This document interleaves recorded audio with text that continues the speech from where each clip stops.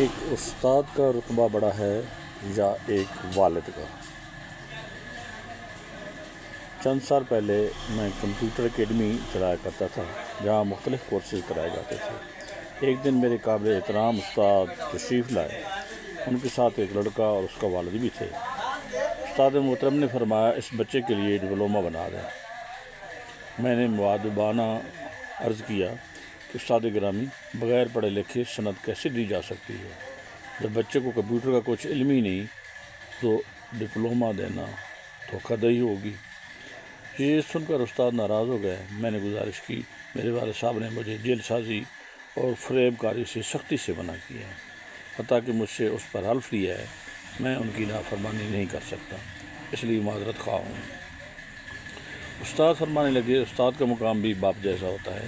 یہ کہہ کر وہ رنجیدہ ہو کر واپس چلے گئے۔ اسی لمحے مجھے دکھ بھی ہوا اور افسوس بھی، لیکن دل مطمئن تھا کہ میں نے والد گرامی کے عہد کو نہیں توڑا۔ تاہم میرے ذہن میں یہ سوال گردش کرتا رہا، استاد کا رتبہ بڑا ہے یا والد کا؟ کئی برس گزر گئے، پھر کل ایک تحریر نظر سے گزری جس نے اس سوال کا جواب مجھے بتا دیا۔ تحریر ملاحظہ فرمائیں۔ وہ تحریر یہ تھی: ایک مرتبہ شیخ عبدالاحد ازہری جو مصر کے جید فقیہ ہیں، حاضرین کے سامنے نہایت خوش الحان تلاوت فرما رہے تھے۔ اس کے بعد گفتگو کا سلسلہ شروع ہوا۔ دوران کلام آپ نے کہا، قرآن پاک عرب میں نازل ہوا، مصر میں پڑھا گیا اور ہند میں سمجھا گیا۔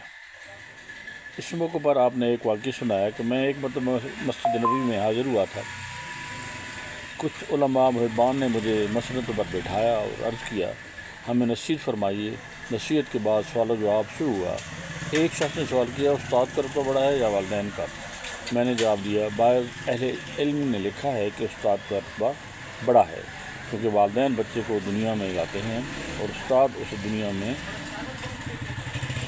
بھی اور اس سے دنیا سے اوپر بھی، یعنی آخرت کی بلندیوں کی طرف لے جاتے ہیں۔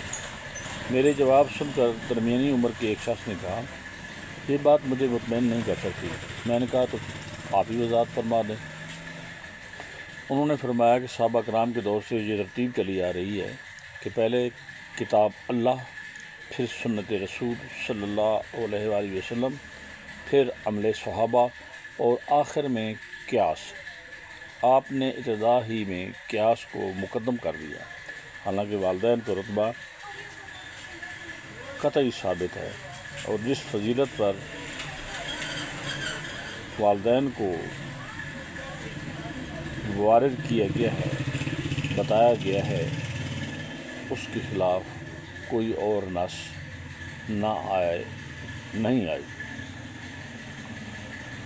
یہ سن کر میں نے سر پکڑ لیا اور واقعی مجھ سے بڑی غلطی ہو گئی۔ اصول یہی ہے کہ فضیلت یا ثواب عقاب کے باب میں نص قطعی یا نبی کریم صلی اللہ علیہ وسلم کی صریح باسند حدیث درکار ہوتی ہے، محض قیاس کافی نہیں ہے۔ میں نے فوراً کہا، جی ہاں، میں غلطی پر تھا۔ مزید کچھ ارشاد فرمائیے۔ انہوں نے فرمایا کہ ابو لہب کی آزاد کردہ باندی نوبیہ چند دنوں تک رسول پاک صلی اللہ علیہ وسلم کو دودھ پلاتی رہیں۔ ایک مرتبہ وہ حاضر ہوئیں تو آپ صلی اللہ علیہ وسلم نے ان کے اکرام میں اپنی دستار مبارک ان کے راستے میں بچھا دی۔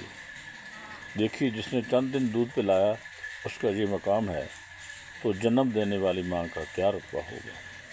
اور دوسری طرف حضرت جبرائیل علیہ السلام، جو ایک پہلو سے آپ صلی اللہ علیہ وسلم کے استاد تھے، ان کی آمد پر ایسی ظاہری تکریم ثابت نہیں ہوئی۔